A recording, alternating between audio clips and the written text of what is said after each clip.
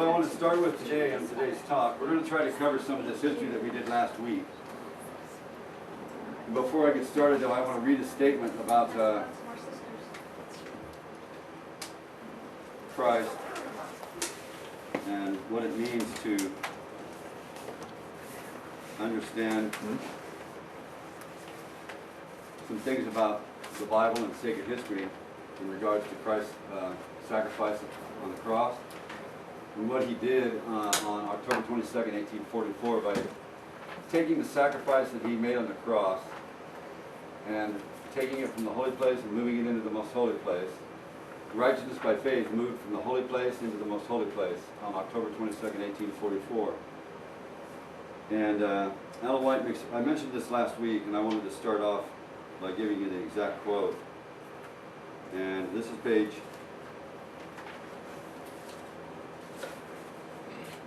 it actually begins on page 342, and the statement I want to get to is on page 343, but this is about self-denial.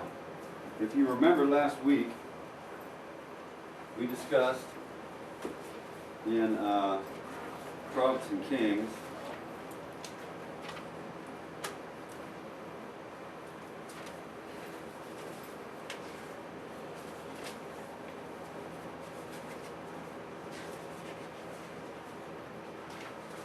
the building of the temple,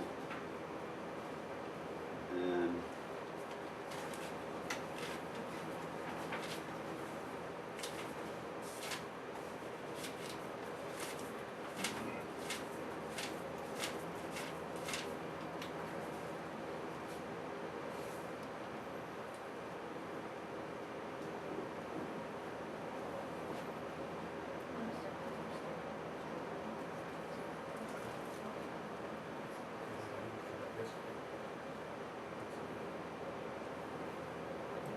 chapter in here called The Results of Transgression. And what we discussed was the building of Solomon's temple and the way in which Solomon went about to hire the people that he did out of Tyre. Yes. And it was based upon the opposite of self-sacrifice, but it was based upon selfishness.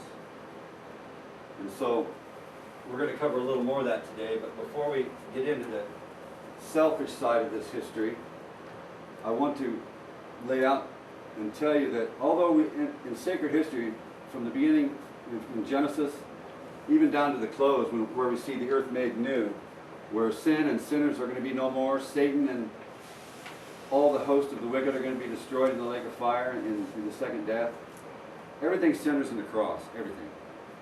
There's nothing in the sacred history that is not partial to, and it seems to be complicated to us, but the cross is the central motivating factor in all of sacred history. And it's predicated on one thing and one thing alone, and John says it best, it's God is love. And it's based on the principle of self-sacrificing love. And without it, none of us would have any hope. And Ellen White makes it pretty clear here, in one of her statements that she's making here, she's making about Calvary after October 22nd, 1844. So this places the cross in sacred history, not in 31 AD where Christ actually perished on the cross, but she brings it into her own time and also into our time, because we believe that Christ, since October 1844, has entered into the investigative judgment. And in so doing, he's still in the closing work of the judgment of the living as we speak. And so her comments are relative not only to her own time, but to our own. And so this is what she says. This is about the self-denial with God. Self-denial. She says, in carrying out his ministry, in carrying out his enmity to Christ, until he hung upon the cross of Calvary, with wounded, bruised body and broken heart, Satan completely uprooted himself from the affections of the universe.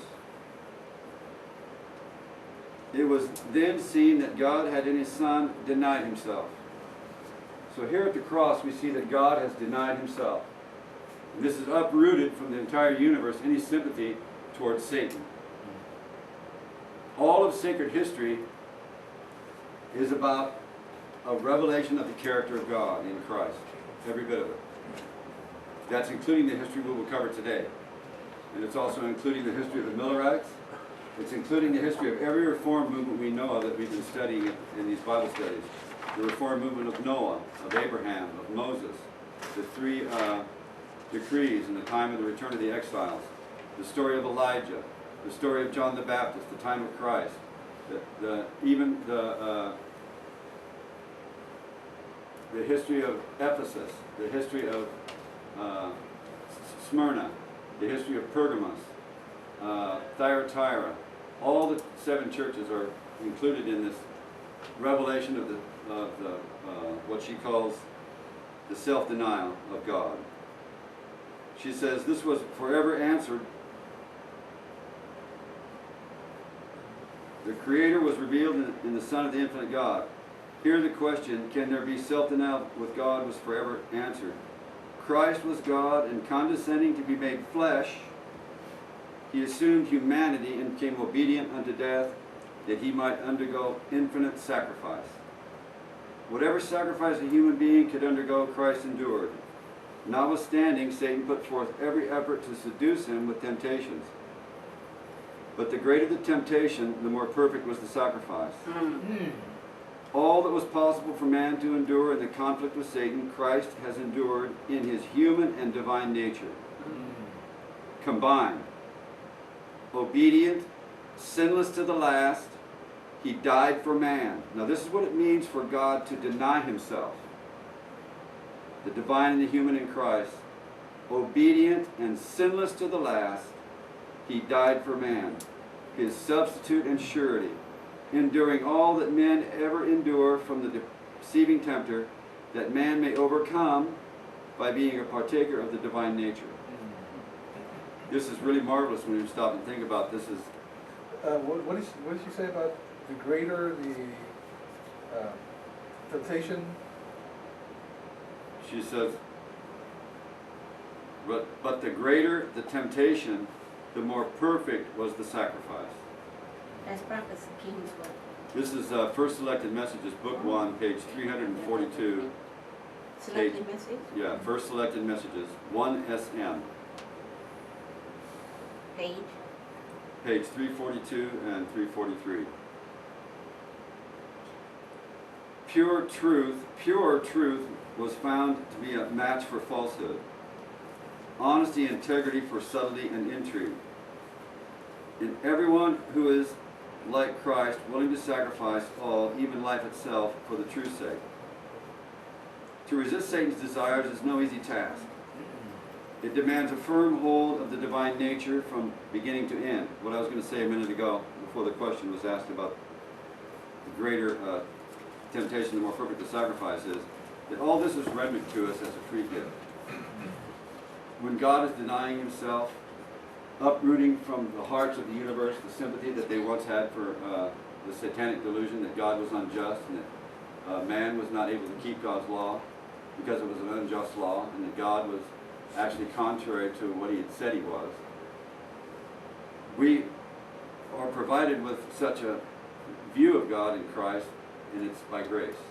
Because none of us deserve any of it. It's completely undeserved. Because what we deserve is what we see Christ getting on the cross. That's what we deserve. And so she says, pure truth was found to be a match for falsehood. Honesty and integrity for subtlety and intrigue. In everyone who is like Christ, willing to sacrifice all, even life itself, for the truth's sake.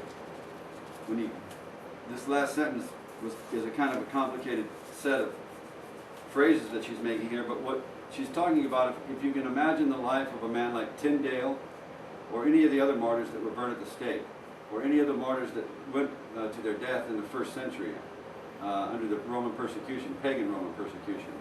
These people were willing to sacrifice life itself for the sake that Christ died for their sins.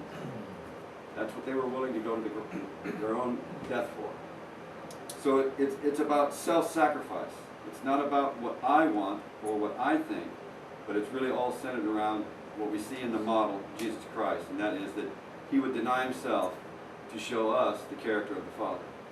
And in so doing, he would have to take on himself our flesh, our humanity, combined with his divinity to give us power to have the grace that we need to overcome as he overcame. That's what that sentence just meant. To resist